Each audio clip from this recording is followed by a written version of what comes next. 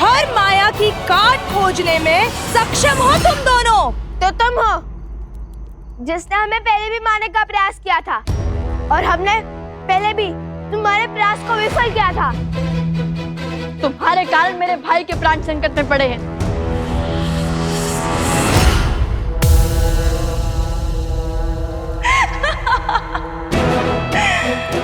उस समय तो केवल प्राण संकट में पड़े थे, परंतु आज तो पखेरु हो जाएंगे, तुम्हारे भी और तुम्हारे भाई के भी। आज साम दाम दंड भेद सारी युक्तियां लगाकर, सारी शक्तियां लगाकर रघुवंश के कल और कुल का अध्याय ही समाप्त कर दूंगी मैं।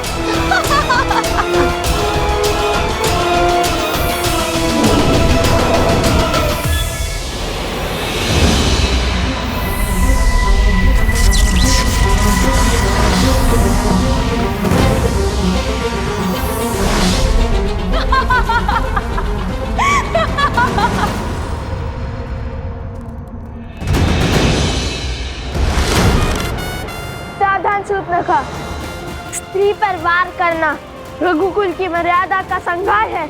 रोक दो ये दुस्साहस, अन्यथा कहीं हमें भी काका श्री लक्ष्मण की भांति उनके पद चिन्हों पर न चलना पड़ जाए। उदंडी बालक,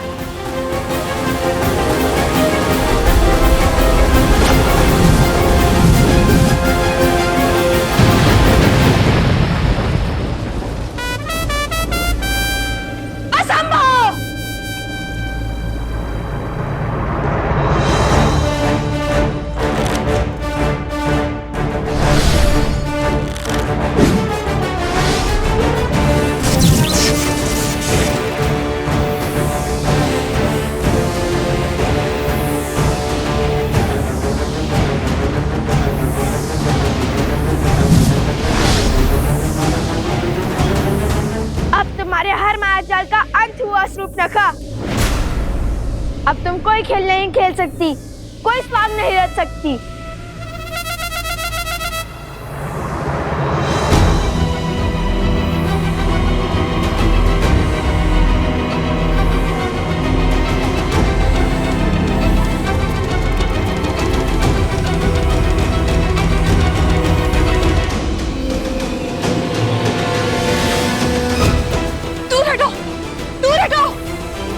ये स्त्री नहीं, राक्षसनी है।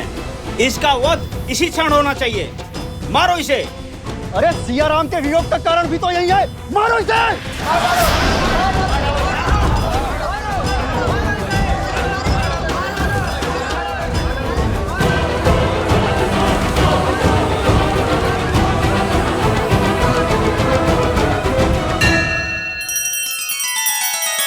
श्री रामचंद्र कृपालु भजु मन हरण भव भय दारुणम नव कंज लोचन कंज मुख कर कंज पद कंजारुणम। सिया राम, सिया राम, सिया राम, सिया राम, सिया राम, सिया राम। मारो इसे। नहीं, माना कि एक राक्षसी है, किंतु है तो एक स्त्री ही ना, एक माता ही ना। धरती पर प्राण देने वाली स्त्री का मन कोमल होता है, उसका मन सबसे विशाल होता है, जो स्वयं असहनीय पीड़ा सहकर अपने संतान को जीवन दान देती है। और स्त्री का वध वेदों में, शास्त्रों में जघन्य अपराध माना गया है। आप ज्ञान के केंद्र मिथिला की प्रजा हैं और धर्म की रक्षक मैथिली के प्रिय हैं। आप इस पाप के भागी मत बनिए और मेरी मानिए, इसे जाने दीजिए। महाराज जनक की पावन धरा पर एक स्त्री का रक्त बहाना शुभ नहीं होगा। लव कुश का कथन उचित है। प्रकृति कुकर्म का दंड स्वयं देती है। और इसे भी इसके कुकर्म का दंड अवश्य मिलेगा। जाने दो इसे।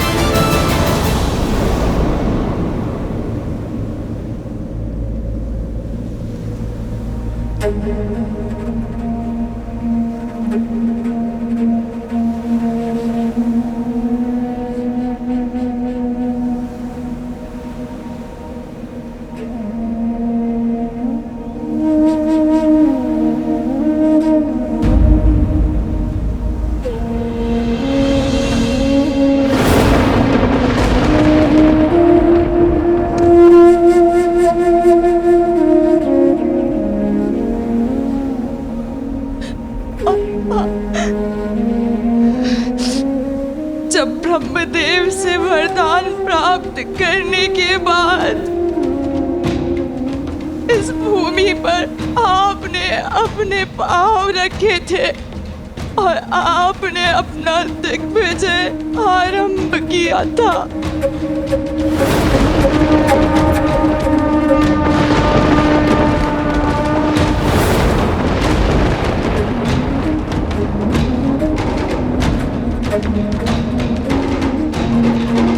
आप मेरे सुख के साथी बने भैया, और मैं आपके काल का कारण बन गई भैया, कारण बन गई। मेरी एक इच्छा की वजह से सब कुछ तबाह हो गया। मैंने अथक प्रयास किए, परंतु मैं जीत नहीं पाई। सत्य कहा था सीता ने कि राम और सीता को पृथक करना असंभव है, और जिसने भी चेष्टा की वो काल का ग्रास बन गया भैया।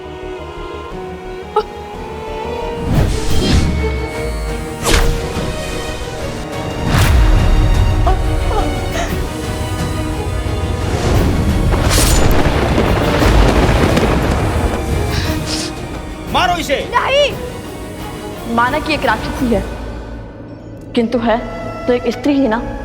और मेरी मानिए, इसे जाने दीजिए। और आज उन्हीं राम और सीता के पुत्रों ने मुझे बचाया, जिस राम और सीता को पृथक करने के प्रयास में इस समस्त चक्र का आरंभ हुआ। सत्य कहा था सीता ने कि संसार को दोष देते देते मैं स्वयं के भीतर झांकना तुम भूल ही गई।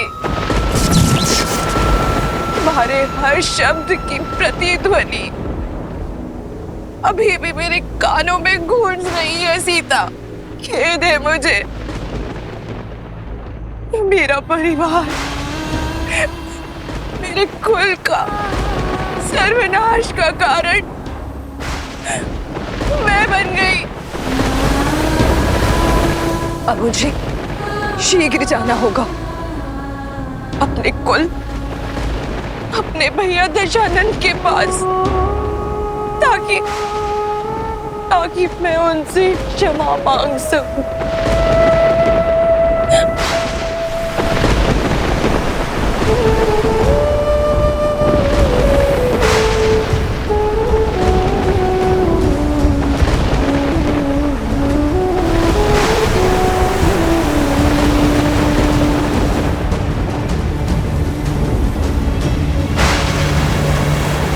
जय श्री राम। भज मन राम नाम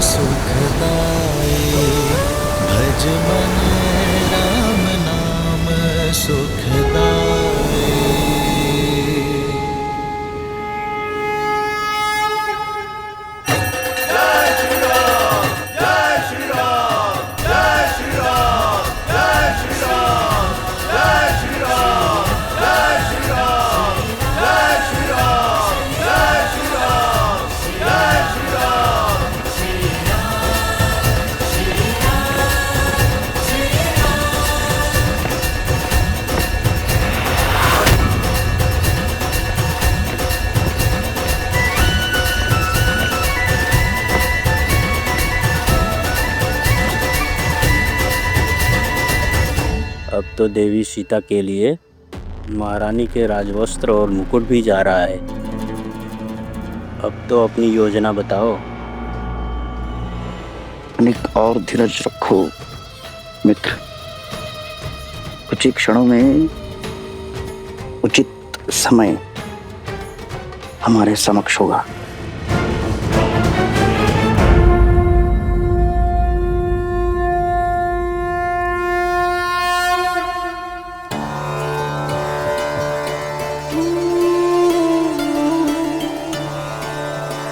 सीता,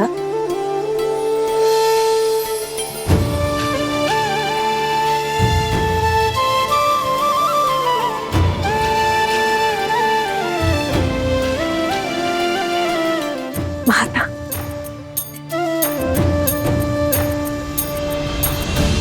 सौभाग्यवती भव।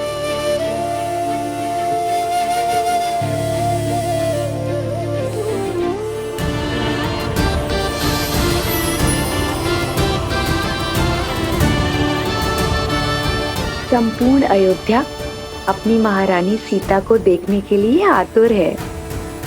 अयोध्या ही क्यों, उसके राजा श्री राम भी पल के बिछाए प्रतीक्षा कर रहे तुम्हारी।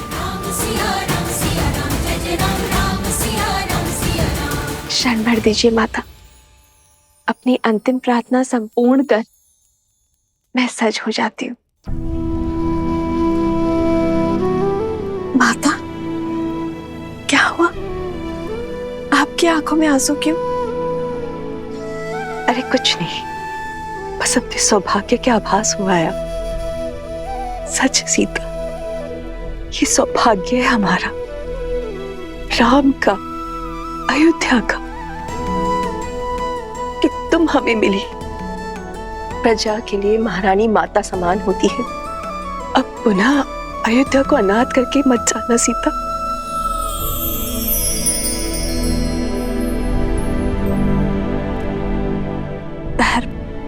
और सत्य के तेज ने अधर्म और असत्य का हर अंधकार मिटा दिया है माता। अब मैं भला इस पावन नगर और अपनी प्रजा से पृथक कैसे हो सकती हूँ? आप अपने मन का हर सत्य, हर चिंता त्याग दीजिए। राजकुमारों के साथ साथ रात्रि में आपको भी अपने हाथों का महाभोज खिलाऊंगी मैं।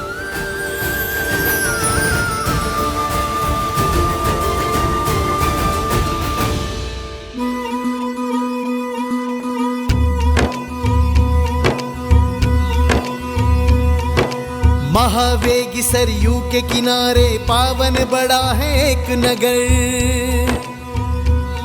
जहाँ सूर्य वंश की महिमा से है रची बसी हर राह डगर। प्राण जाए पर वचन न जाए, प्रण पाले हर योद्धा है।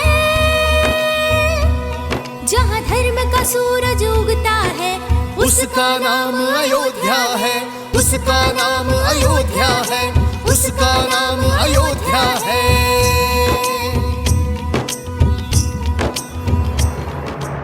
लक्ष्मण कहाँ जा रहे हो? उन उद्दंडियों को रोकने भैया। अवश्य उचित अवसर की प्रतीक्षा में ही होंगे वो। यदि वो इस सभा में आ गए तो इसलिए उन पर दृष्टि बनाए रखनी होगी।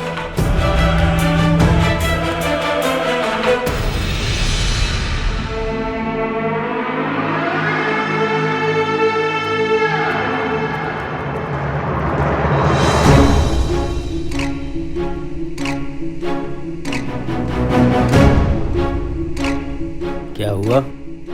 वो देखो राजनुज लक्ष्मण अवश्य हमें रोकने के लिए आए होंगे, ताकि हम सभा में जाकर महाराज से प्रश्नों के उत्तर ना ले पाए।